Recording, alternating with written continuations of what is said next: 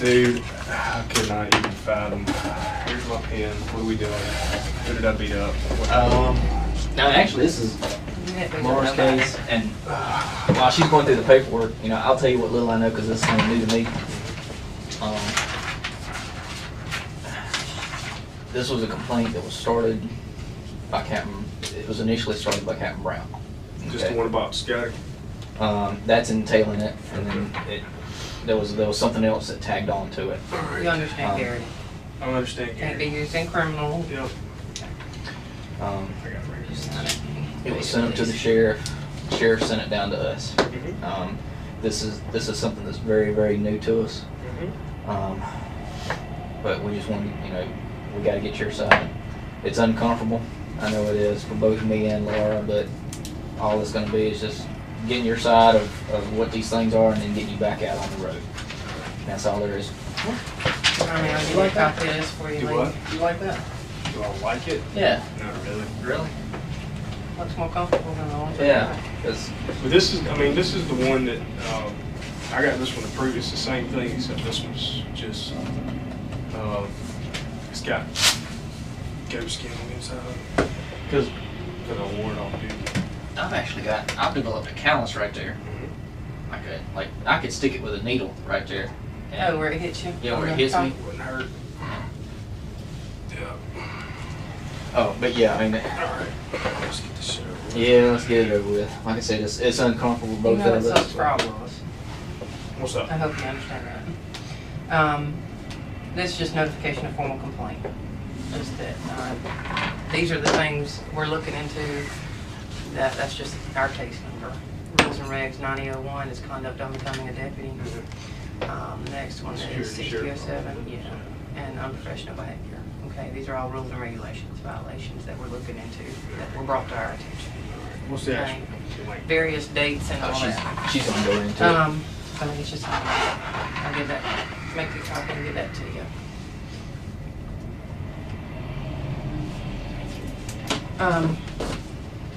The first one, like I said, was brought to us by Captain Brown. It was initially just going to be taken care of by him, and then as it went up the ladder, they wanted us to look into it.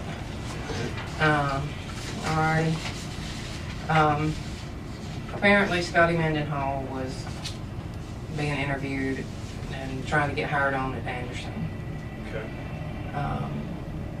Did you at some point speak to somebody in Anderson, a deputy or major, A major.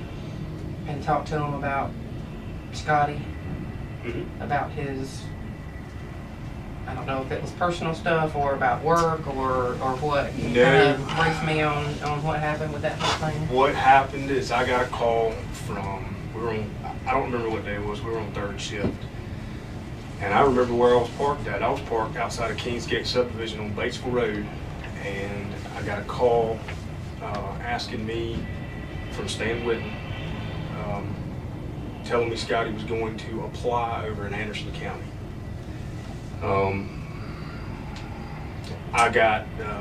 I used to fish with a guy over there, pretty good friends, and Gary Bryant is a major, and I called Gary and I said, man, this guy's coming over to apply for a job with y'all.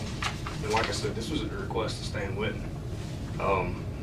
I said, man, got a guy coming over there to apply with y'all. I said his name is, I may have told him his name was Scotty, I can't remember.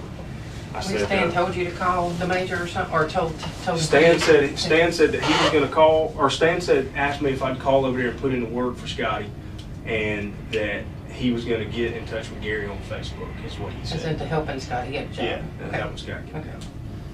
Okay. Stan went into the story about how Scotty had just recently bought a house, and that he was, he needed to pay for his house, whatever. I mean, kind of the sob story. So I called Gary and I said, hey man, this guy's coming over to apply for a job. I said, I'm sure I told him his name. I wouldn't have just called and said some guy. And I said, he's a Citadel grad. I said, he's got a couple of medals of valor. I said, distinguished service over here. I said, he's not working for us anymore. I said, he needs a job. And Gary said, okay, well, if that's the case, then, why is he not working for you anymore? I said, man, I said, he left in short order. I said, that's all I can tell you. I said, because at the time, I didn't know Scotty had been fired, and I still don't know. He was fired, resigned, quit. You know, I don't know what happened. So at that point, that was the end of the conversation. We never talked about it again. And then, you know, all this came up. So that's pretty much it. Have you talked to any of your supervisors about this? Or did the captain talk to you? Yeah, Captain Wes Ryan talked talked to to me. you? Now I did tell Damon, I said I heard that there was somebody asking questions about some complaint that Scotty filed. I said that to Damon, but that was pretty much the end of it. Because he's Did you go into anything that you knew about what happened, about why he resigned or got fired or whatever? Because personally, I don't. No, I didn't, because to be honest, to this date, I have no idea if he was fired, resigned, quit. I still don't. But under the circumstance, I mean, do you know about the search or the whole incident of why he got? Yeah. Was that mentioned? Did you discuss that at all with the major? Yeah. Nope. And the reason. Did Scotty call you, or did he not get the job or something? I mean, what have you heard about that since then? No. Or have you not heard anything until? No. I mean, the last thing, you know, just people talking on the street, the last thing I heard was that Scotty had applied or was working in Charleston. Was moving back to Charleston was the last thing I heard. I mean, I don't know anything about the kid. I mean, Is Stan friends with him or something? I mean, is that how he knew that he was? Yeah. I mean, the way I understand it, they're pretty tight. Oh, okay. But you know, I don't run in that circle. I mean, we hadn't talked to Stan, so I. No, I don't run in that circle.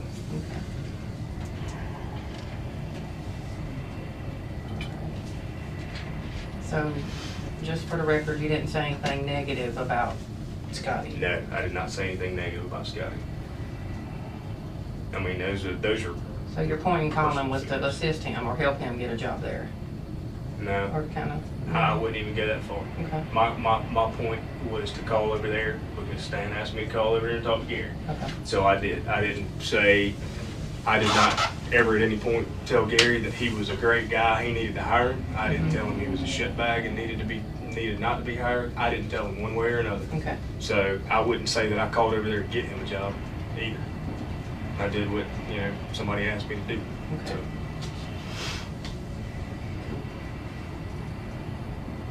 And have you, I'm very sorry. Who filed this complaint initially? Has it put a... Scotty. Scotty did? And sorry, I'm just reviewing because obviously everything had to be put on hold for this shooting that happened Friday, so Yeah. it's been a few days. So, Take your time.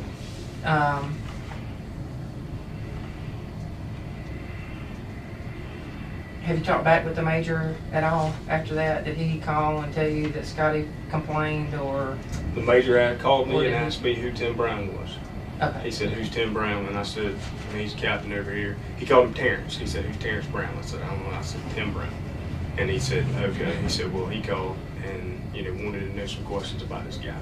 And I said, okay. That was it. He said, Gary said, I never even knew the guy applied. And I said, okay. And that was pretty much the extent of it. I mean, we talk quite frequently, but never, most of the time is, hey, you talk to anybody, you going to the game this weekend, and how's Ethan, how's Megan, his kids, you know, we talk about anything.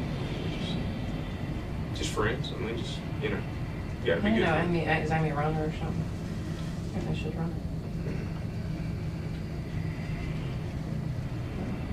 Yeah, the point is, I think when he filed this complaint, he was not hired by Anderson County. And apparently he got word that you'd made a phone call, so. Yeah, well, I'm sure he probably did get word that I made a phone call, because I'm sure Stan probably told me. Because Stan called me and asked me.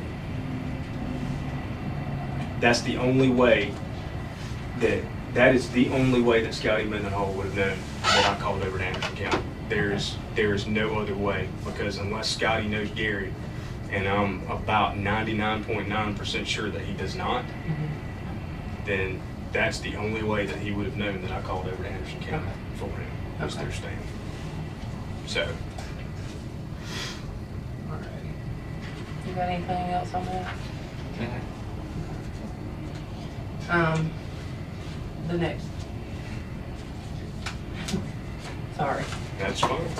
We're not trying to overload you here, bud. We're just trying to cover it all at one time so you don't have to come back and see us again. No problem at all. Okay.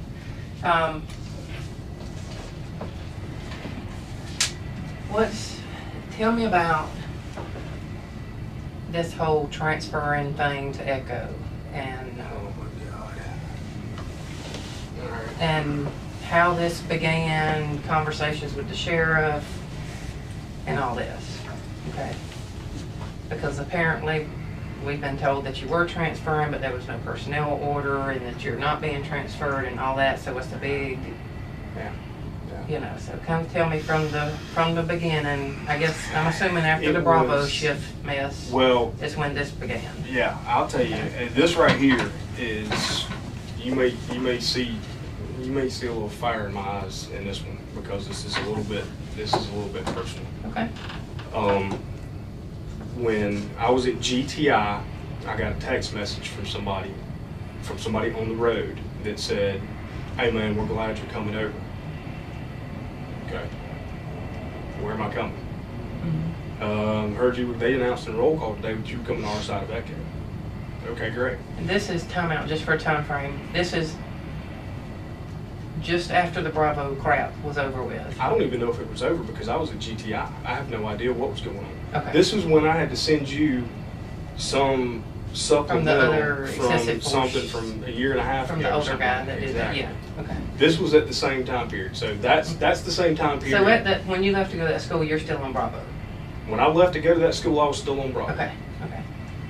I get down there, hey, we're glad you're coming over, we're looking forward to you coming to Echo. Great. Phone service down there was horrible. So it was probably that evening sometime when I was able to actually get around to calling somebody. And I called the captain and I said, heard I've been transferred. And he said, no, Captain East. Captain East. And I said, all right. He said, yeah, we're moving you to Echo temporarily until we can figure out what's going on. I said, all right, that's fine.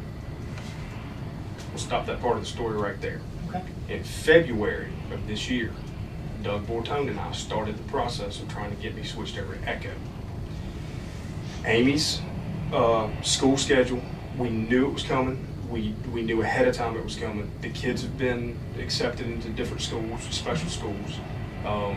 We knew all of these issues were going to arise. The schools have become more demanding. We had advance notice that there was going to be some issues if she had the kids at school before a certain time or after a certain time. Okay. So we kind of knew that this thing was coming. What's that you do? She's a teacher. I talked to Lieutenant Bortone about it, and he said, all right, well, let's start the process. He talked to Lieutenant Ridgway, and I talked to Lieutenant Ridgway. He said, well, come on, let's go talk to him now. So we went and talked to Lieutenant Ridgway. Ridgway said, we'll see what we can do. I'll put it out to my guys and see if anybody wants to transfer. Great. Nobody wanted to transfer off of Echo. That's fine. I said, well, over the course of the next several months, I said, whenever. I said, I'm giving you advance notice. I said, because August is when the school year is going to start. I said, so I'm going to need something in place by August. Okay, great. He said, 6-7 months notice, this is perfect time, we can do this. This was obviously whatever the hell was going on in Bravo. What was going on Bravo? So I said, man, that's fine. Time passed. Once, every couple of weeks we try to work something out or whatever. I'm working on it. I brought up the suggestion I said, listen, if it comes down to a point, I said, I'm going to need to be on that set schedule. I said, I swear people, we can get you into investigations, or we can do this, or we can try. I said, that schedule's not going to work for me. I said, I need this where I'm guaranteed that I'm going to be off in the morning when the kids, even if it's only for 4 hours sleep, 4.5 hours sleep, I can come home and take a nap. As long as I can be there to make sure that the kids go somewhere during the daytime. If they're sick, I can stay home with them. Amy can split her class in the afternoon and still get a full day's work in, and she's been there all day. So, you know, everything was kind of in line there. I said, I don't need investigations. I said, I need the echo hours. I said, if I need to, I said, I can take a voluntary demotion to do that. He said, okay.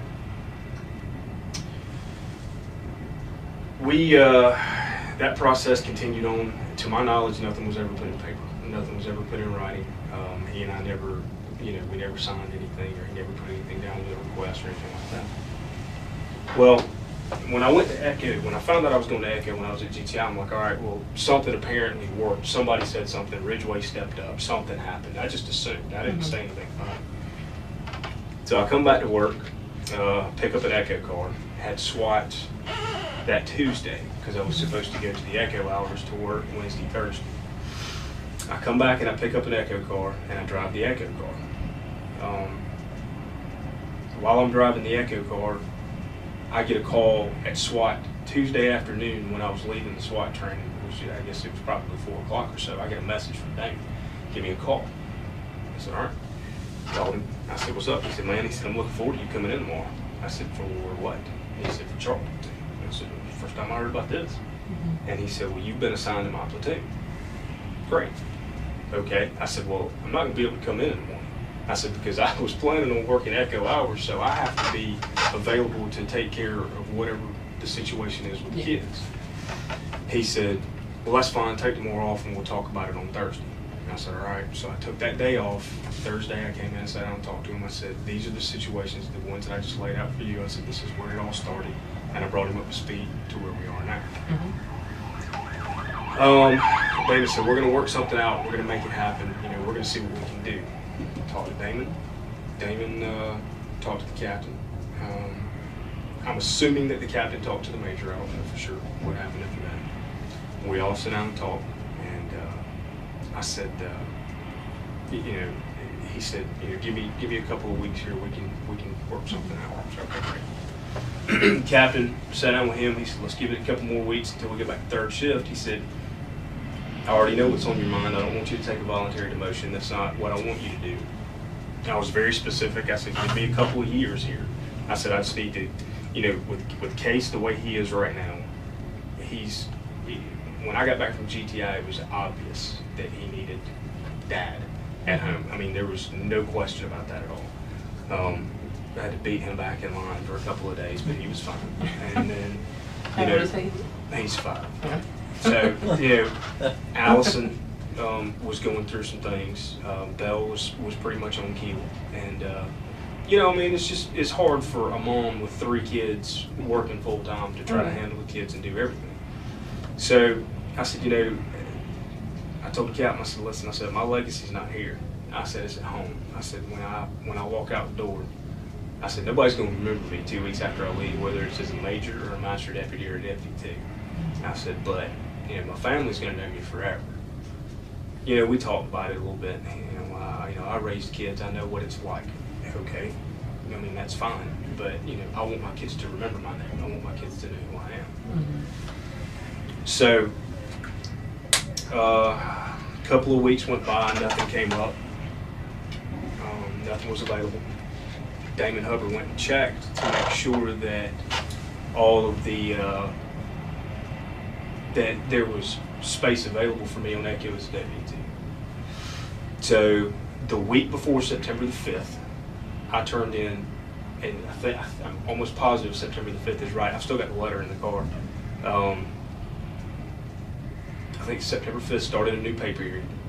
So the week before September the 5th, I said, listen, I hate to do this, but.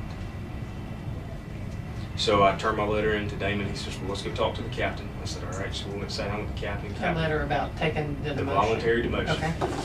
The captain said, well, everything's already been approved.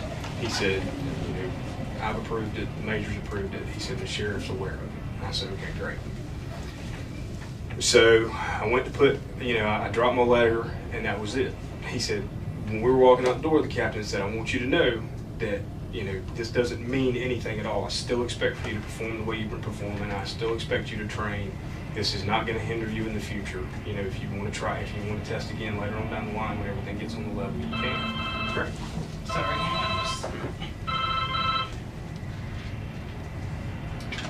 So,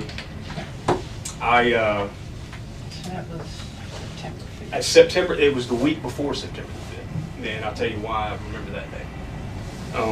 Because the captain said, starting on Monday, which would be the 5th, you'll go to Echo as a deputy too. So as Captain, who's aware of this? Just give me a Captain East. Captain East Hubbard. and Lieutenant Hubbard were the only two at that point when we were in his office that had seen my letter. Okay. And they said that it had been approved above them. The captain said, the major's aware, this has been approved and all that. Okay. So the captain said, all right, well, I'm going to call down to, I don't remember her name, Moses' wife. Sally. I'm going to call down to Sally, and I'll have the personnel order cut. Okay. I said, okay, great. So I walk out, and I'm on my way out, and the captain says, no, the sheriff's got an open door policy. If you want to go sit down and talk to him, you can. And I said, well, it's not, if he's already approved it, I'm thinking, why am I even, no offense. And to this point, sorry, but I just want to be clear. No. To this point, Absolutely. you haven't talked to the sheriff No, directly no. about any of this? Nope. Okay. And was this, when did you talk to roll call about saying that you were leaving? Is that, you getting to That or? was that morning when I turned in my letter. Damon Hubbard and I talked about it the day before, and he said, do you want me to say something, or do you want to say something? I said, no, I would rather address them and tell them that Okay. this is what's going to happen. Okay. And he said, I want. So that would have been before September 5th? Yeah, it would Like have the been. day before, or the day that you spoke with Captain and? Exactly. The same day? Okay. That morning. Okay. So I said, listen, guys, as far as roll call went, listen, guys, I'm taking a voluntary demotion to go back to Echo for personal reasons. I appreciate everything. Y'all have been great. Thanks. That was the extent of it. Mm-hmm. Turned in my letter. Everything went down with the captain. Everything went down with the captain. And then Damon on the way out said, what do you think? I said, do I need to go talk to the sheriff or just leave this alone? And he said, I would go talk to the sheriff if I were you. I said, great. So I go down and sit outside of his office, just a couple people inside, I'm waiting. And then he opens his front, he had his front door closed where Jackie's desk is, and the side door was open. A couple of people came in and they were talking about some stuff, and he opened the door, he got up and opened the door, and he kind of looked at me, he said, hey, he said, what are you doing?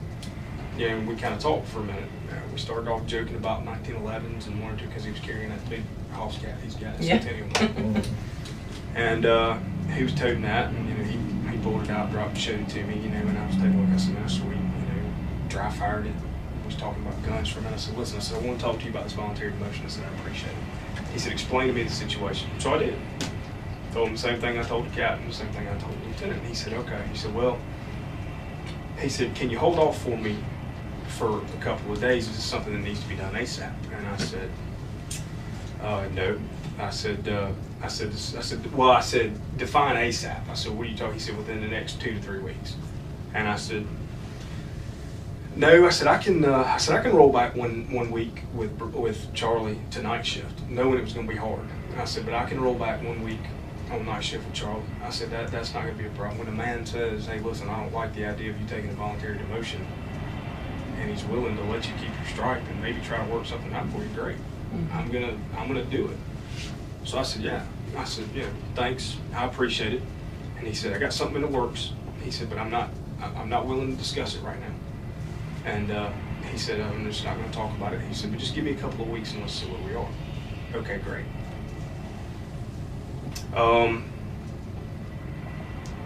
I walk out of the office and I said, I told him, the captain's sending the personnel order down to Sally to be done. He said, tell him to hold off on that. I said, all right. So I go back up and I told him, I said, the captain was on his way down to the bathroom, actually. And I said, captain, hold off on that personnel order. He was like, all right, So I get back in the car, I take off. I told Lieutenant Hubbard the conversation. The sheriff made the comment. He said, I will personally call you and tell you when I find out something is done. I said, okay, great. So that continues. A couple of weeks pass, I'm on third. A couple of weeks into third shift and hadn't heard from him. So I called him and left him a message, or didn't leave him a message. I called him and left a message for Jack. That's, whatever that was. Jack, your salary, I can't remember that was there about a week later. So we're probably 3 weeks in the night shift at this point, maybe. He calls me back, and it was in the afternoon. He said, well, I was awake, but not up. My phone rings, and he said, I answered the phone, and he said, well, this is Loftus. I said, yes, sir. He said, man, I'm sorry, I just got your message. He said, I was laying under a stack of papers. He said, what can I do for you? I said, well, I was just calling to check and see if anything had, come about. And he said, yep. He said, everything's going to be taken care of on Monday. He said, we're going to move, or he said, he said, your situation will be resolved and we'll have you where you need to be on the 17th of October. I said, he said the new pay period is what he initially said. And I said, you mean Monday? And he said, no, not Monday. The following pay period is 17th. And I said, okay. And just to let you know, I've never kept up with pay periods in 15 years. That's how I've been able to keep up with pay periods for the last couple of months. I don't. I don't either. So he said on the 17th. I said, great. Well, Time out. Did he say what? He just said everything No. will be handled by the 17th. he said he was gonna take care of everything, and I would be where I needed to be on the 17th. It would be taken care of, and I would be where I needed to be on the 17th. I may be paraphrasing. I don't know if that's a quote, but something along those lines. I was under the impression that I would be wherever he wanted me to be put by the 17th. So meaning Echo, because that's what you needed, or? But never at any point did he ever say he was going to put me on Echo. Never at any point did anybody say that I would go to Echo. I asked to go to Echo, and we were trying to get me to Echo. And I'll let Lieutenant Hubbard tell you all of the stuff that he said about trying to get all the details he arranged about trying to get me over to Echo without me losing the stripe. I don't know what all he did, but he worked his ass off. So you didn't care either way, but if you could still keep your stripe, that'd be great. That's exactly right. Okay. And that's exactly, that was my philosophy from the beginning. Okay. If I can keep my stripe, great, but I don't care. So that was the last thing that I was left with. I talked to Lieutenant Hubbard about it. We've been in touch with each other, at least once a week at a minimum about this. The 17th started my week of SWAT school, the 1 week SWAT school that we had every year, which negotiators show up. They don't ask us to. So that started our week of SWAT. While I was rolling off that weekend, I asked them knowing that I was working third shift, I asked on the week before, I said, would y'all mind letting me work Friday, Saturday, and Sunday on Echo hours so that I can kind of be somewhat acclimated to a day shift schedule when I start my week-long school that's on day shift? The initial response was yes, and then they were like, no, because we're short of manpower. Okay, that's fine. The one reason I asked was because I didn't want to have to burn all of Sunday to go to do it. I just didn't want to have to do that. So Friday, Saturday, I worked third. Sunday, I was off. Sunday night. Saturday night. So was the school here, or did you have to travel? The school was here. Oh, okay, so you didn't have to drive anywhere Sunday. No. Okay. I didn't have to drive anywhere. Okay. The school was here. Saturday night, we go through whatever, and Sergeant Lane tells me, he says, I'm going to need your car in the morning, and you need to drop your car off and whatever. He did an inspection on my shotguns, inspection on my ticket book. And then he told me, he said, leave your car here in the morning. And I said, okay. And I said, and I had told him prior to that, I think it was Friday night, may have been before that what the lieutenant and I had discussed about the sheriff saying that on the 17th I would be put where I needed to be. Again, nobody ever said anything about Echo. Everybody assumed Echo. But you assumed that you were leaving Charlie shift. But I assumed that I was leaving Charlie shift. Okay. So he said, well, I need your car. Okay, great. Well, I'm like thinking to myself, what am I going to drive? But that was neither here nor there. He said, you need to make arrangements to pick up an Echo car. And I said, okay. So, knowing that no personnel order had been cut, knowing that nothing had been in writing, I said, all right. He said, you need to call Sergeant Silver and get a car. Well, pretty sure how this conversation was going to go with Sergeant Silver. So I made it a point to make the phone call from a recorded line, which was the Adam platoon desk on the far end. Do you know What extension that is? what day that would have been on? That would have been the Saturday night. That would have been the Saturday, so it would have been the 17th, 16th, 15th. That would have been the night of the 15th. Okay. I made a call from that phone. I called Sergeant Silver and I said, hey, listen, they're asking me to turn my car in the morning. I need a car. Why are they telling you to turn your car in? No personnel orders being cut. He and I had a conversation about it, and I said, listen, I said, Sergeant, I said, it's not a problem. I said, I will drive my personal truck to SWAT this week. It's not a problem. It's not an issue. I don't know where I'm going. And on a personal note, footnote here, I was kind of like, well, it makes sense, but it's probably going to be easier for me to drop all my stuff off on Charlie, because if in the middle of the SWAT week I find out where I'm going, then I've got to leave SWAT, come up here, pick up some stuff, change out some stuff, get some new stuff, try to catch up with the supervisor, and then roll back out. So it wasn't an issue for me. So I told him, I said, I'll drive my personal car. I'll drive my truck. It's not a problem. You're not driving your personal car to SWAT team training. I've got a car for you. Just pick up that car. Okay, great. And that was the short version of that story. So I go and I pick up the Echo car Sunday night, and I drive it for the week. Okay, time out real fast. About what time, if we end up needing to pull that phone call? That would have been right after roll call. So it would have been... And you're on night shift. Yeah, it would have been somewhere between 7 and 8. So, I mean, probably closer to 7:30, maybe sometime in that time frame. Okay. So then I drive the Echo car all week. Now, the jokes have been immense. Where are you at this week? And that's just been the big joke. Where are you at? Where are you going? I don't know anything. Are you still an MD? Are you a deputy too? So I've been playing along with them, cutting up with people, and they're just jokes. I didn't make any derogatory comments about anybody. I didn't say I'm gonna Echo this week. I didn't say anything.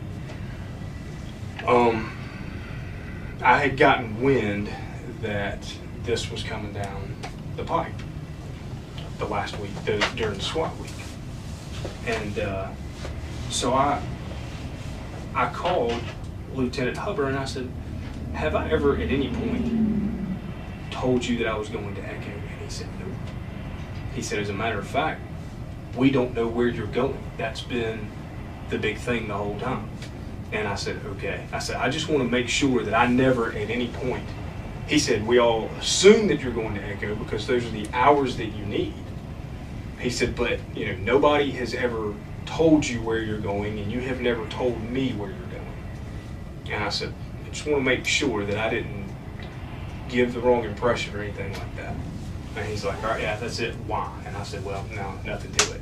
And then I told him, that's the day that I told him, hey, I got wind that Mendenhall filed a complaint.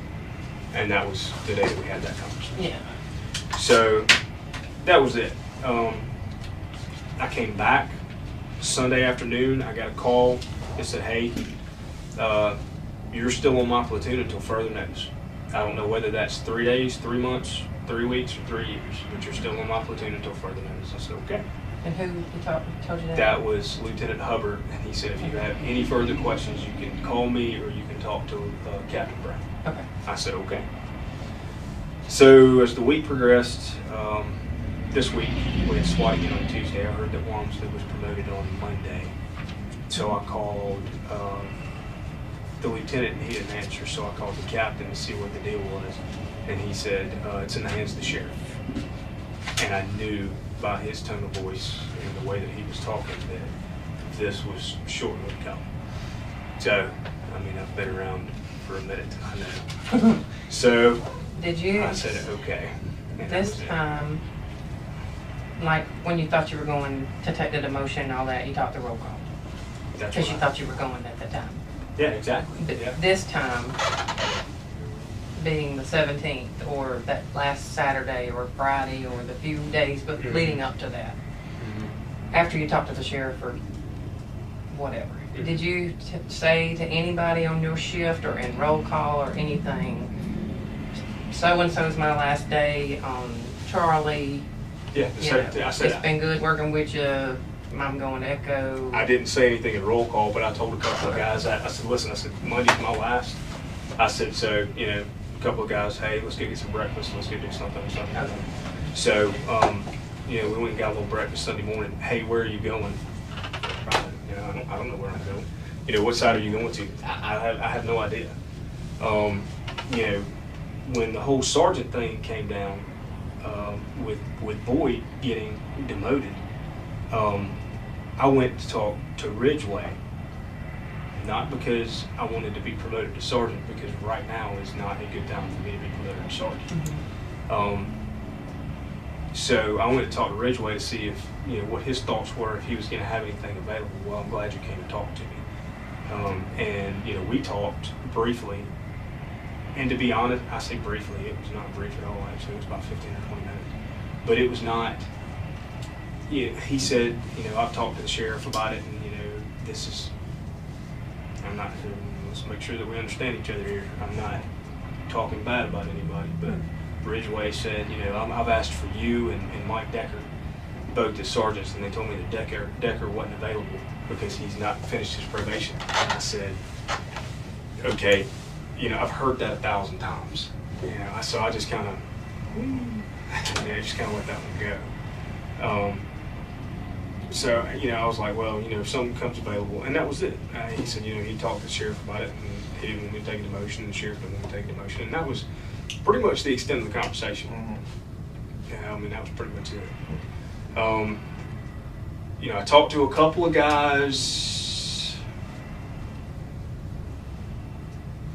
that Saturday night and told them that I wasn't, you know, that I probably wasn't going to be back after the 17th, and that, you know, again, I appreciated it. Do you know who you talked to? Or who you, we had, anybody you remember talking we had to? all talked about going to breakfast, but we got really busy that night. The whole, where were you working Just the at? west side. Just the west side. That we'd all talked about going to breakfast, but I ended up late. McCalmon ended up late. A couple other guys ended up high on the call up in 10. That's the way it goes when it's time to get off. Yeah, so I mean, you know, it was. I mean, that was pretty much it. So I mean, we were all kind of a scattered bunch. I sent out a message off the MDT, hey guys, you know, we're not gonna be able to make it this morning late, you know, whatever.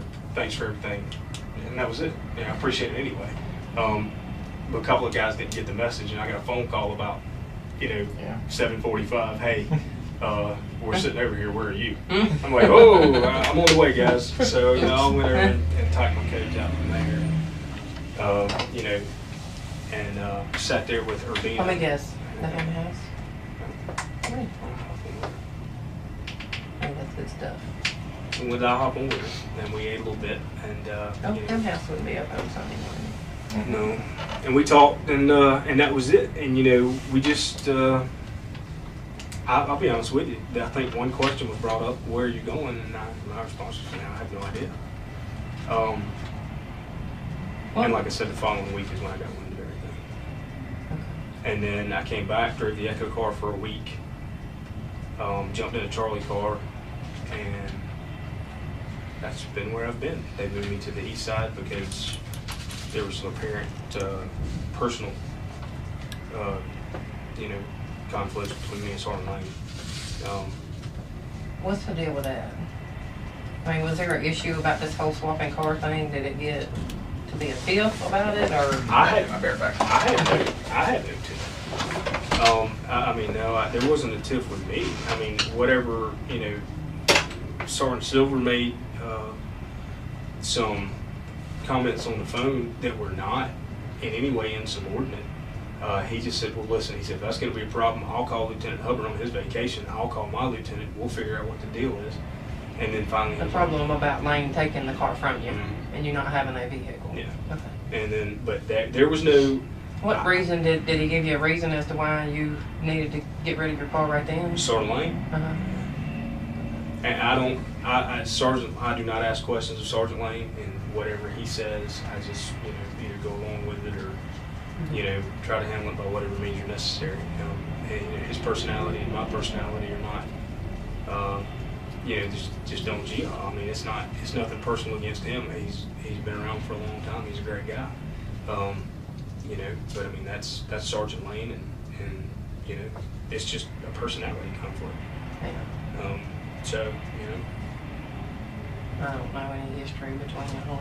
We don't have history. If there's history or. There's not one. There's not history. Some people's personalities just don't gel. And we know that. And all these people at the sheriff's office, everybody's not going to get along or be buddies outside of here, rather. And that's it. I mean, it's just a personality conflict between the two As of long us. as we can get along and do our jobs together, then we're done. I think Lieutenant Hubbard recognized it and moved me to the east side. So that's where I am. While we're on that subject, Okay. and I know you because I worked with you, and I know that, like today, your freaking boots are always shiny. Sorry, I had You're always in line with everything. Mhm. So, obviously, when we started looking at this, pulling stuff up on your records and stuff, the deal about your car not being serviced or the shotgun being dirty and all that. Yes, I wanted to know just, Shotgun. is everything good, or are you just stressed? Because you know, you remember when I asked you if everything was okay? Remember when I saw you down in front desk? Mhm. And I was just making sure there wasn't something else going on is there something going on, or is it just stress from this whole thing at home and all that? Or I'm not happy at all. Okay.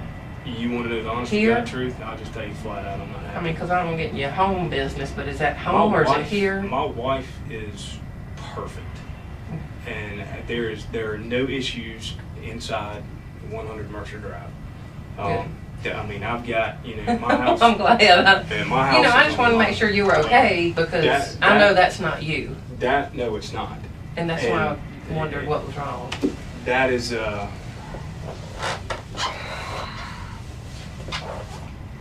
not very happy. Just not happy with things here right now. I know. Okay. Well, you want the flat out truth? I'll tell you the flat out truth. I got railroaded. Period. If you don't talk about anything at all, people will make up their own shit. I choose to keep my mouth shut about it. Mendenhall, I keep my mouth shut about whatever's going on with Bravo. You don't say anything, and people are going to talk shit. Eventually, people are going to start listening to what's being talked. And I'm tired of getting the sideways look that I'm the cause or reason of Bravo platoons. The whole investigation. That's what was said, that I was the cause. Then it got out that I was the one who spread the rumors about Cheryl Cromartie and Billy Brewer. Okay. That whole thing came out that I spread all these. That's bullshit. That is not true. That is not what happened. I can tell you where it started. I can tell you how it started. I can tell you how it ended up. And I can probably tell you who spread that rumor. But it was not me. But when my face is not present, they're going to point a finger at me. Yeah. So nobody has taken any of this into consideration. Nobody has stepped back and punted. Nobody has looked at it and go, you know, yeah, I'll say it. I'm going to blow my own horn for a minute. Nobody has stepped up and said, you know what, Will fucking took control of Bravo when Bravo needed somebody to take control of it. I didn't mess with the west side. I didn't mess with the south end. I took care of the guys on my side of town. Period. Because nobody else would step up. Where'd you work on Bravo? East side. East side. Nobody else would step up and do it. There was no sergeant, there was no lieutenant, and nobody gave a shit about us over there. Complaints were filed, statements were made, things were written, they all just magically disappeared and vanished. Nobody fucking knows where they went. But at the end of the whole thing, I'm labeled the troublemaker. I'm the one with the problem. I'm the one that gets transferred. That's bullshit. Did you ask to leave Bravo? No. Oh, The only okay. time I asked to leave Bravo was when I asked to go to Echo.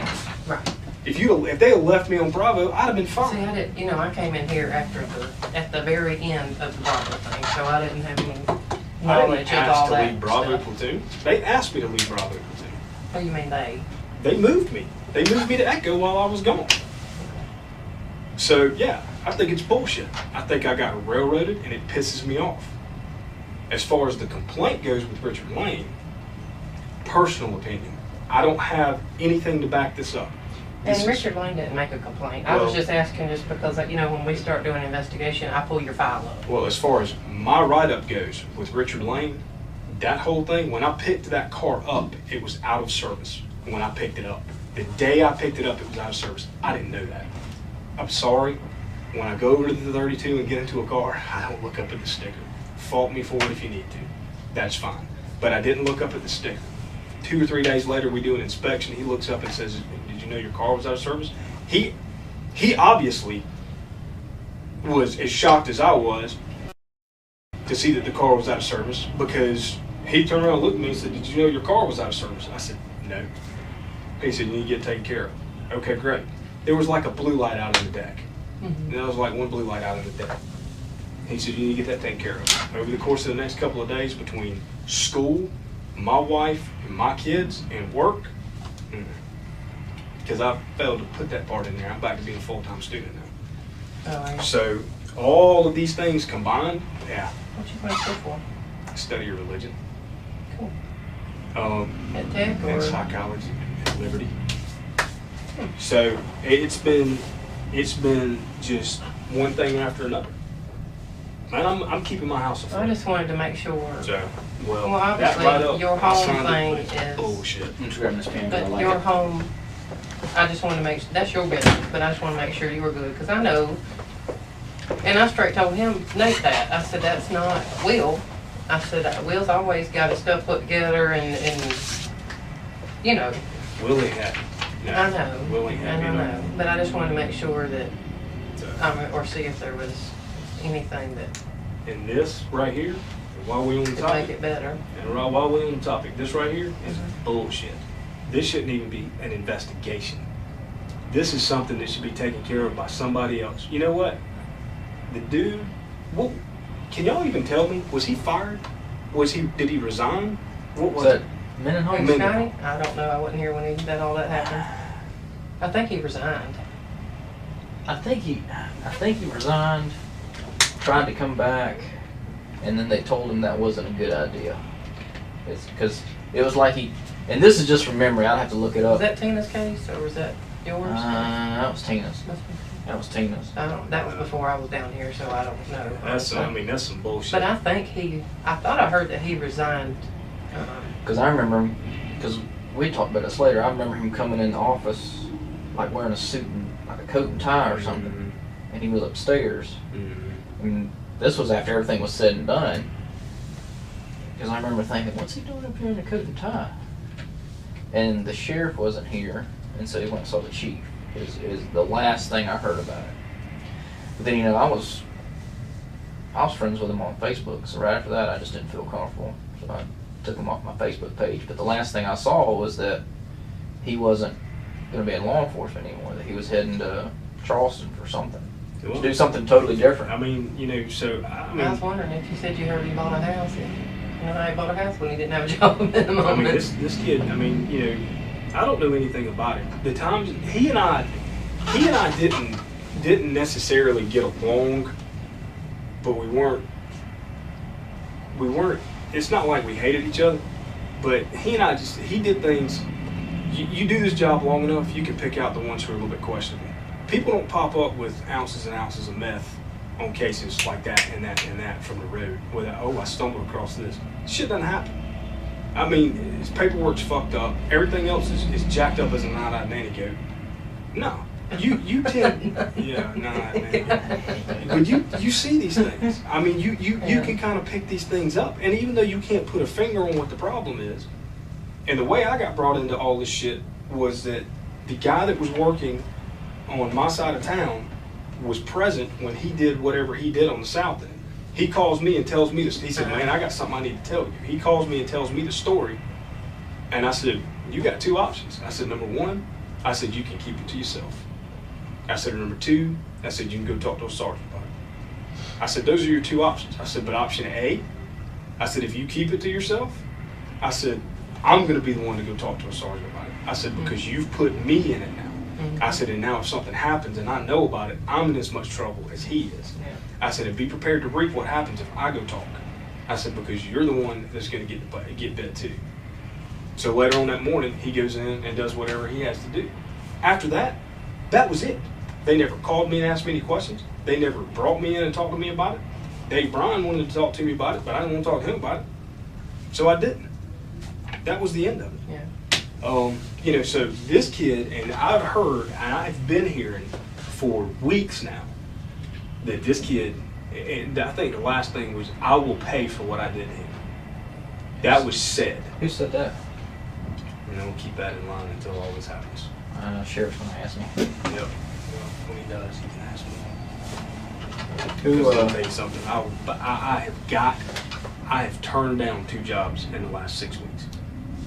I remember we talked about that too. And let me tell you something about why. I didn't tell you the funny part. I about threw up in my lap when I found out how much they were going to pay me.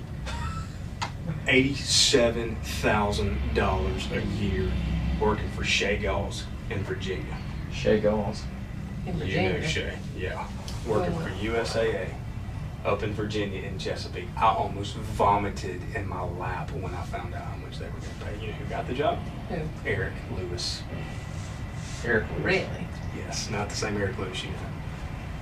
Eric Lewis got the job. So if you're willing to move to Virginia, He picked up the phone and called me when he got the job and said, I just wanted to tell you thanks. I said, for what? He said, I heard you was looking into the job up here. I said, yeah. was And- Eric still working down there? Yeah. And I said, yeah. And he said, well, man, he said, you know, that's where I'm from. He said, I picked it up, man. I appreciate it. I said, man, it ain't no problem. Doing I said, what? investigations for USAA insurance. And I said, how much? I said, I'm just curious. I said, how much? Because I had been told 60, Yeah. 65. Yeah. I almost threw up. Well, you're in not my going to lap. take your family up to Virginia. For $87,000 a year, I'd move my family to Antarctica. There's not too many Walmarts in Antarctica. Oh, yeah, but the price of living up there is a lot higher than here, it too. is. It was $1.2 million for the cheapest price we could find in Chesapeake. And that's why we didn't take it. Mhm. But that's why I didn't take it. But that was all that was right there. So you Well, I'm know, not trying to get y'all riled up, and well, I mean, this. I know this things thing's get you pissed off because it would, you know, and I know you're tired of coming up in here, especially after all that Bravo crap. Yeah.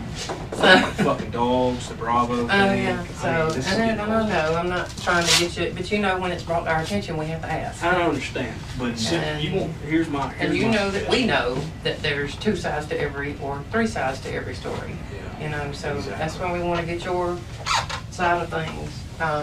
Who said this? Who told you? What's his face? It's just Scotty. been- it's Scotty just been- complained. Who told me that Scotty complained? Yeah. I just assumed Oh, that okay. Scotty had complained Oh, I because thought- they were okay. calling around. Okay.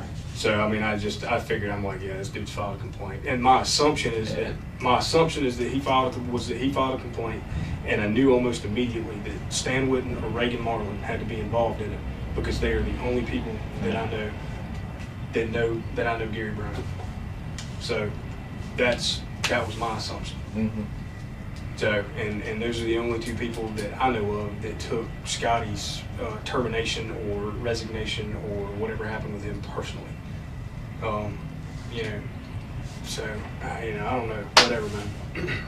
You know, I didn't have shit to do with it. Yeah. So the only reason, and I'm gonna tell you, Was the this truth. recent when somebody said that, relayed to you that he had made comments about how he was gonna take care of you and all this? Yeah, it's been recent. Was it a deputy that said this to you? I don't know if they were a deputy at the time. I really don't. I mean, I'm gonna be perfectly honest. I don't know. Who was it? Because, you know, we have to report everything directly to the Yeah. sheriff, and the minute we tell him, he's gonna be like, well, who was it? And then we're gonna have to come back and ask you, and find you again. Man, if you'll give me a minute and just let me be comfortable with it, I will tell you who it was. Will you give me that?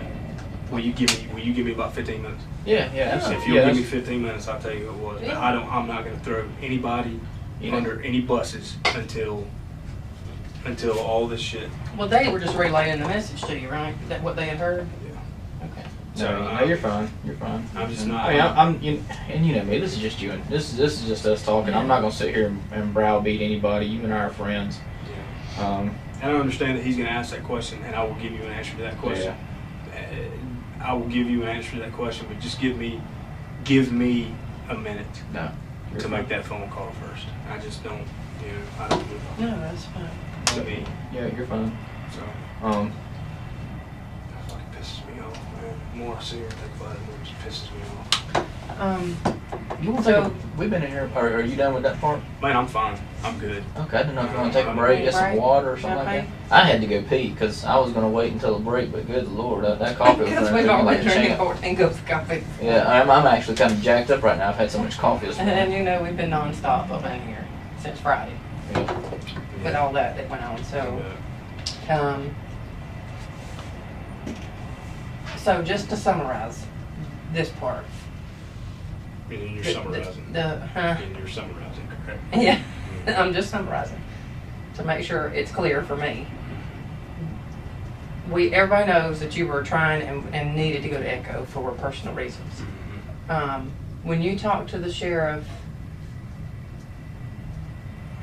on the Sometime. phone when he called you, The second time, yeah. Yeah. And he said, give him until, The he said the 17th. Yeah. Because that was the beginning of a new pay period. Yeah.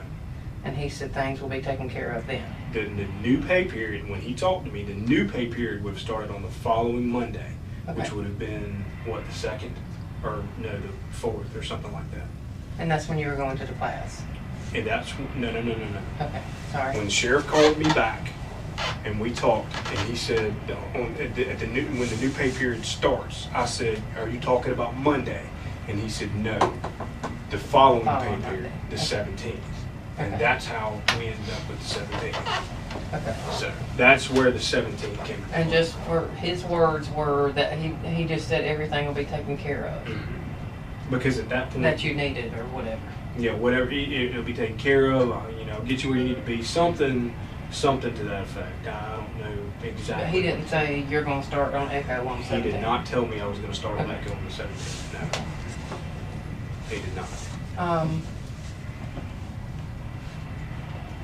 Back to the Sergeant Lang issue. Okay. And like I said, he was not the complainant by any means. This came up during some other parts of this when we were asking about the whole other stuff. Is there a deal between, or did you think there was some investigation going on or something? Or do you, we've already talked about how you feel and y'all's deal, you and Sergeant Lang. There's no history, but y'all not gonna exactly go have a beer together. Is there issue with Dallas, Sergeant Gladstone, at all? Absolutely not. Not to my knowledge. Okay, I know absolutely nothing about Sergeant Gladstone. okay. He's a new sergeant, and that's all I know. Have you ever said anything about taking Sergeant Lane down and taking Dallas with you? Hell no. Okay. Man, this is some bullshit. Fuck no. I didn't say anything like that. Okay. I never made any comment about taking anybody down.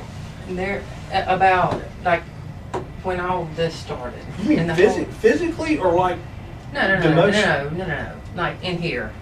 Hell no. Like if something were to happen to where you go. Now it makes or, sense. Or get. What's that? Now it makes sense. I got a phone call the other day. Some dude was running his mouth that I had been in OPS for 2 days, writing statements on people. Who said that? Some kid on the fucking south end. I don't even know who it is. A Now, deputy? You talking about a deputy? yeah. Now I know. Now it's starting to make sense. Now I'm digging it. All right. Now I know where that came from. Now, okay, go ahead. How do we find out who I'll find out who it was. I'll let you know. Okay. Yeah, I'll find out. There who was, it in other words, if when everything was going on, like we said, the issue with the write-up about the car not being serviced, all that crap, and you not knowing if you're going or staying or all that. In the midst of that, I don't know if you thought something was under investigation in here or anything like that, but it was kind of like, if something happens to me, I'll be sure and bring them down with me. Absolutely Not physically hurt them, I just mean I know what you're talking about. Absolutely. the way it was not. portrayed to us as if No. you know, gonna make sure that, No, I never made that comment. I never said anything even remotely close to that. As a matter of fact, just the opposite. I said, I told a guy one day, Sergeant Lane and Sergeant Gladson were talking to two kids about something that they had done on the north side of the county, and I told them both. I said, when they came back and told me about it, what the conversation entailed, I told them, I said, listen, I don't agree with what they're telling you. I said, but you do what your sergeant tells you to do. This is my opinion, but I'm telling you, do what your sergeant tells you to do. Matter of fact, it's been just the opposite. and I know that That's this is bullshit. the whole reason you've been frustrated, obviously, since you told us now that was why you've been not happy around here. And this is the kind of crap you're talking about, and I understand that. This is I kind of understand bullshit. And Bullshit. just to clear, You don't want to have to know. just to clear the record, it was not Dallas. Dallas has no problem with you whatsoever on this earth. You know, he would hardly say a bad word about anybody in this whole world. I ain't got a problem with Dallas. See, I ain't got a problem with him.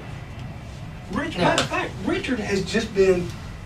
It was funny one morning because we were talking, and even though his personality and my personality aren't the same, and we don't necessarily get along, we've been to lunch together 2 or 3 different times. And I think Dallas is one that can get along with anybody. He's Well, pretty mild. Richard and I have been to lunch together a couple of times, and we talk about everything under the sun. Now when it punches 29 minutes and 59 seconds, we're back on the clock, and that's Richard. So be it. That's his personality. I don't have an issue with that.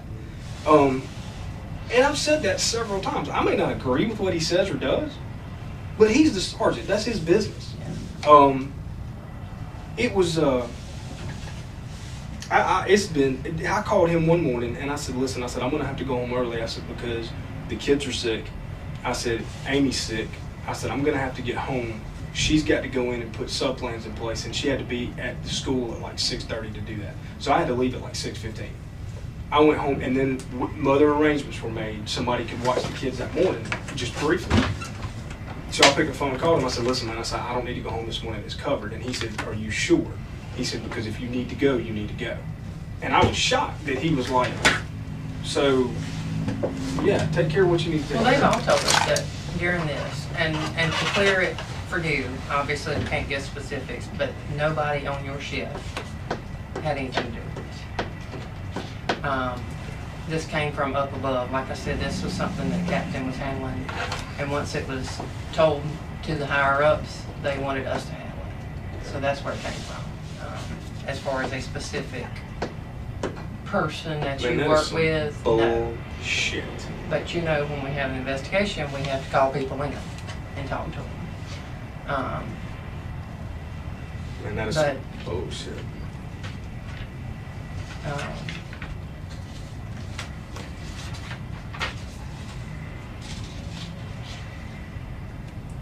Man, that's fucked up. Yeah. And I don't want to add to you. Obviously, I know I'm going to add it to it now. Because that's why you haven't been happy, obviously.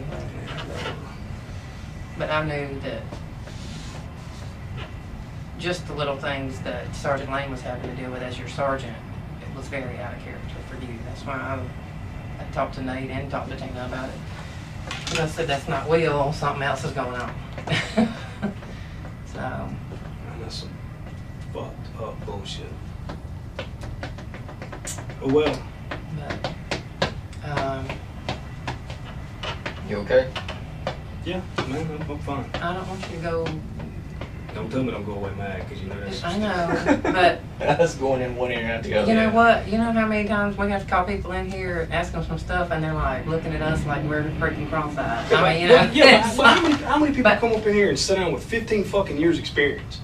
And you got captains and everybody else looking down saying, well, you know what? We don't have enough to ask him, so you go ask him. Fuck that. Come ask me. I will tell you what happened. I have never sat in this room or any other room in this agency and lied to anybody about anything that has ever happened. And I'll be damned if I'm going to start now. The main thing that was brought to our attention initially was this whole the Scotty thing first, and then the It's funny how it's you been ended done. up getting almost transferred, but not really when there wasn't a personnel order and all that. So that's what came to us initially. We'll wait till the end of this investigation, and once everything's cleared, then I'll make whatever decisions I need to make. This is fucked up. And you know, it's just Laura's job to unscrew I'm it. not mad at anybody in this room. Yeah. You got to do what you got to do, And I don't want you to be at Sergeant Lane. Sergeant Lane spoke to us because we had to call him in here to talk to him. Because his name, he was not the complainant. I don't talk to Sergeant No. Lane now. I'm not talking to him later on. I mean, it's just one of those things where I don't have to talk to him, and he doesn't have to talk to me. Okay. So, I mean, you know, we're not. Man, this is bullshit. This is fucking bullshit. It's just allegation.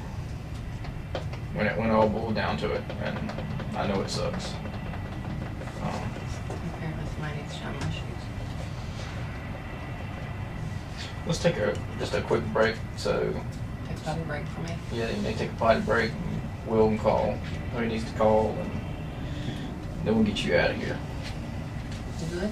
Yeah, let me go get my phone on my car. All right, you're cool. You sure you're good? I'm fine. All right. Can I at least have one of my guns back while I'm talking? Please do. Please do.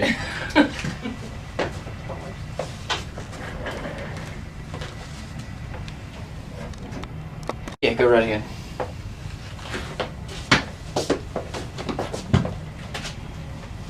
I won't if you don't want to. No, you're good. You're good. Just don't want there to be another complaint. No.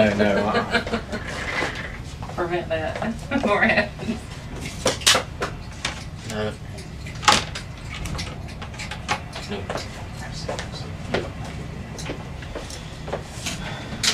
You okay? Yes, Nate. I know you guys are. This is kind of new to me. I think I was kept in the dark a little bit just because you know our friends, which is kind of the way I like it now. I agree. I mean, I guess if I'd have known about this before now, I'd probably feel flipped out. Yeah. But you cool though? I mean, I know you're not. I know you're mad. And Michael but, Brown was the one that told me about Reagan Marley running her fucking dick skinner. yeah. And I probably shouldn't say that. I'm sorry. Don't worry about it. And the other one is his last name's Payne. I don't know what his first name is. Yeah. He made the comments about me being in here the other day Mm-hmm. on. He made some comments about me being up at OPS writing statements on the Canterbury scene. Canterbury. Yeah, the home invasion where one got shot in the shoulder Oh. a couple of days ago.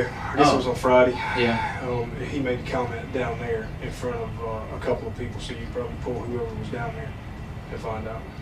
Why would he even say that? I don't know, dude. I don't even know this guy. If he walked in front of me right now, I would have no idea who he was. I mean, not a clue who he was. And see, I didn't think anything about it. So one of his buddies called me the other day, and he was like, he said something about him, and I said, you know that kid? He said, yeah. I said, where? I said, who is he? And I said, man, this guy's running his mouth about me, dude. I said, you need to tell him if he wants to run his mouth about me, I said, he needs to come talk to me first. Yeah. I don't see a problem with that. I mean, you know, if he wants to know something, he needs to come talk to me. Yeah. But that's Well, like I say, I mean, we got to ask the questions. It's uncomfortable. I don't like it, but I can deal with it. You know, we can deal with it, and then just get all this past us. It's as uncomfortable as it gets. One last complaint came in with all this. while I was downstairs. No, but I'm sure my phone's gonna be ringing after all this is.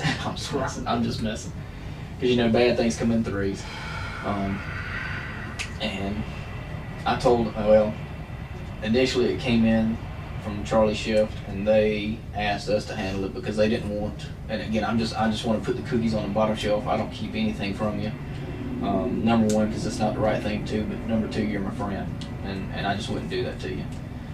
They asked us to handle it just because they didn't want to make it seem like they were piling on stuff on you, because it's just something that came at a bad time. And I said, listen, Will's a friend of mine. I'll ask him. Just man to man ask him. There were some deputies that came forward on Charlie's shift, and they were making comments about, apparently it involved Sherry Lotta, and now whenever they said Sherry Lotta, I kicked Laura out of the picture. Because I didn't want there to be any kind of conflict. But now Sherry's not the one who came forward with this complaint. I'm gonna tell you right now, if it's a comment that I made about Sherry Lotta, Yeah. it's probably nothing that I haven't said to her or talked to her about, because I love her with all my heart. Oh yeah, no, no, it's not a comment or anything. Apparently she had been called to a scene to pat down a female. You had arrived later on, and then apparently gave her a kiss on the cheek on the scene. Sherry? Yeah. Probably, yeah. Yeah. Well, some other deputies came forward, and they felt it was a little bit unprofessional. Okay. Well, then So- I'll flat out tell you, that probably happened. And that's, you know. Yeah. And I'll take that one Yeah. all day long, because absolutely. And I think the way it was perceived is because it, you know, like whenever I was getting ready to say something weird, like Tina, you know, I've seen you do it to her. It's inside. It's with friends. Absolutely.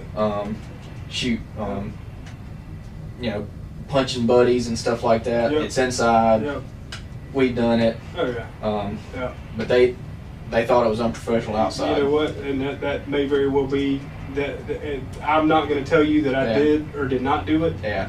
But I can tell you ahead of time, I probably did. Well, and like I said, I didn't want you to think that Sherry came up here and stirred this up. It did not, and Tina had to talk to Sherry, and Sherry made that very clear. Yeah. You know, I just didn't want you to turn around and say, "Oh, Sherry went and complained on me." That's not the case. I know that Sherry would come up here and complain on me. I mean, if Sherry had a complaint with me, she would tell me in my face. Yeah. And Sherry's like that. Yeah, So. Sherry is, no, I can tell you with probably, I mean, I don't remember doing that. I don't remember where it was. Yeah. But I can tell you it probably happened. Yeah. Because I do that with her. I've known Sherry. I knew Sherry before she worked here. Yeah. She used to run a pottery shop down in Pickens and Easley. Mhm. And my wife used to go down there and Yeah. make pottery. And I had met her before. So when she was in dispatch on Delta, we all were just like, I mean, it was just like a big family. Mm-hmm. I mean, I still do it to Ann. Like, Yeah. Ann, when I see Ann Smith, I'll go down and give Ann a kiss on the cheek.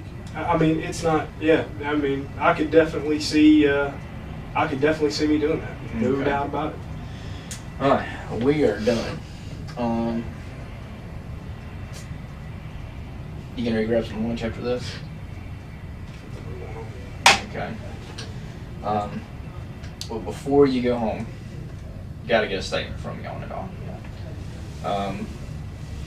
We can just wrap up all three in one statement. I know it's gonna take you a while to type it up. If you decide to stay the rest of the day, why don't you grab some lunch or something before you start Just gonna typing? type this thing up and be done with it. Okay. Just address the whole deal with Mendenhall. Address the whole transfer deal with the cars and all that stuff. And then address the deal with Sherry. And like I said, I mean, if you're gonna... What about the one with Lane and Well, you know, Alex? yeah, throw that in there as well. About the allegation that you had said that about, you know, in front of another deputy.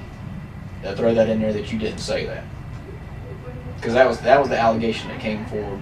And again, I'm hearing it secondhand through the See, investigators. I think what's funny as shit is that nobody on Charlie Platoon's complaining, but everybody on Charlie Platoon seems to be talking about shit they don't know what they're talking about. Yeah. You know how it is around here. Well, I know Okay. that I know that there was a whole lot of things that were said to me that obviously apparently weren't true. Yeah. So, and I know that this is bullshit. Man, Which part? You know what, dude? I'm thinking instead of giving a statement, Yeah. I'm thinking let's walk out. It's all bullshit, and I, you know what? No, that's not true. I'm gonna give a statement, and I'm gonna see the investigation through. Yeah. But I was gonna say just. I'll see the Think about investigation through. Yeah. Fuck that. I'm not thinking about shit anymore. If they won't talk to me Mm-hmm. and they want to treat me like a fucking redheaded stepchild, Mm-hmm. no, that's fine. I'm done.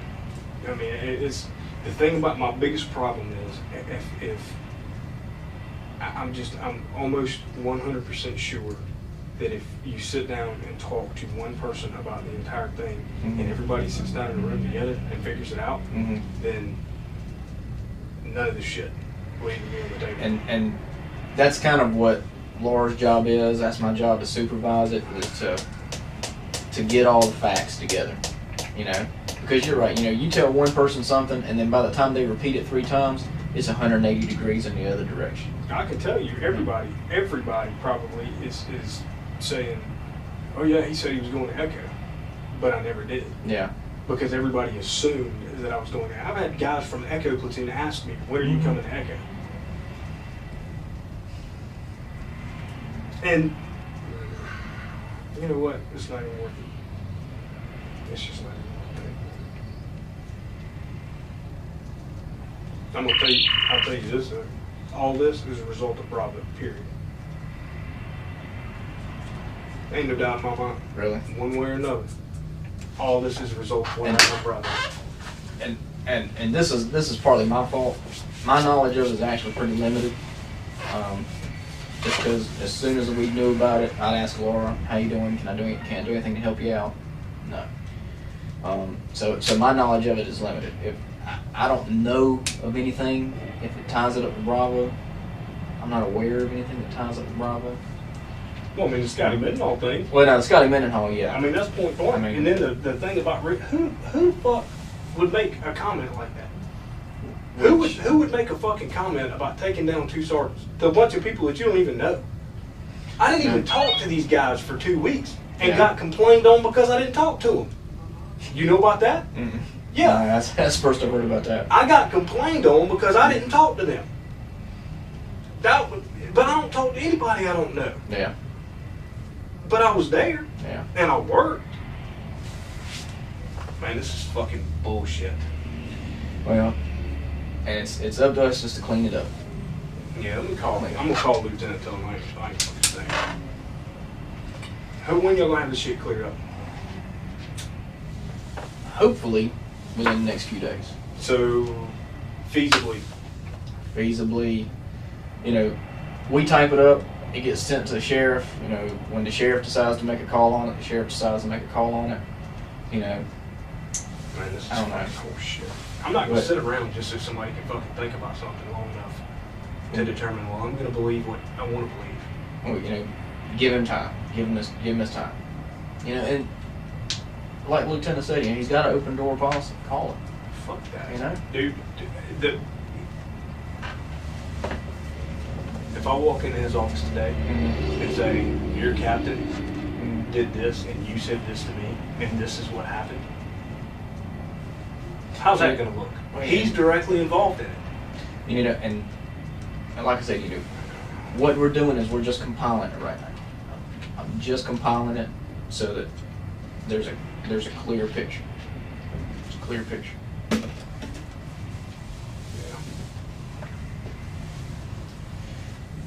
But before you take off, if you end up taking off today, gotta get that statement in. Got to. You want it on a Word document? Can I type it on a Word document? Yeah, just type it on a Word document. Yeah. It'd be so much easier. You want to type it right here? Yeah. Okay. Yeah. All right. Yeah. Let me get you up a blank document.